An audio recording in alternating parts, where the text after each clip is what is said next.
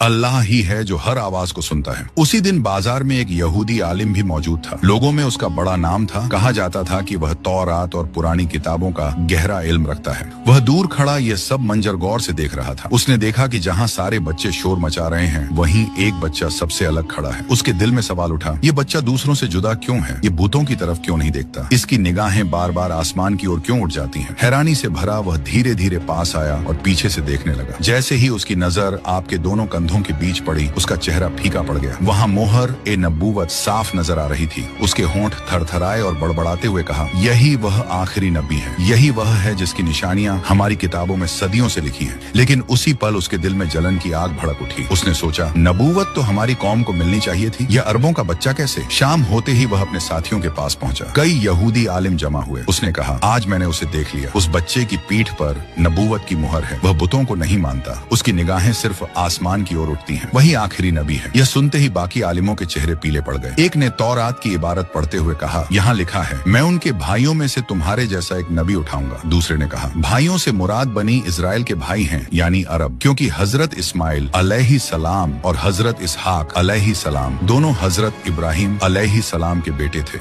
मतलब निशानी साफ तौर पर कुरैश की तरफ इशारा करती है। यानी तुमने जिस बच्चे को देखा वो वाकई आखिरी नबी है। अगर वह आखिरी नबी है तो हमारी कौम का इम्तियाज खत्म हो जाएगा। लोग उसकी तरफ दौड़ेंगे और हमें भूल जाएंगे। तीसरा गुस्से से बोला, नहीं, हम इसे कभी नहीं मानेंगे। यह अरबों में से है, हम इसकी बात कैसे मान सकते हैं? उनकी आवाजों में हसद, डर और जलन साफ झलक रही थी। मक्का की वादी में उस दिन अजीब सा सन्नाटा पसर गया था। सूरज की रोशनी तो फैली थी, मगर दिलों पर अंधेरा उतर आया था। उधर कुरैश के सरदार, काबा की चाबी के अमीन, सब कबीलों में इज्जत रखने वाले बुजुर्ग हजरत अब्दुल मुत्तलिब बिस्तर इमर्ज पर थे। बड़े बड़े सरदार उनकी चारपाई के पास बैठे थे। उनकी सफेद दाढ़ी सीने पर फैली थी और आंखों में अब भी नूर चमक रहा था। मगर सब जानते थे कि वह साया अब उठने वाला है। उनकी निगाहों के सामने बार बार एक नन्हा बच्चा घूम रहा था, वही जो उनके दिल का चैन और सुकून था। आगे की कहानी के लिए पार्ट 9 जरूर देखें।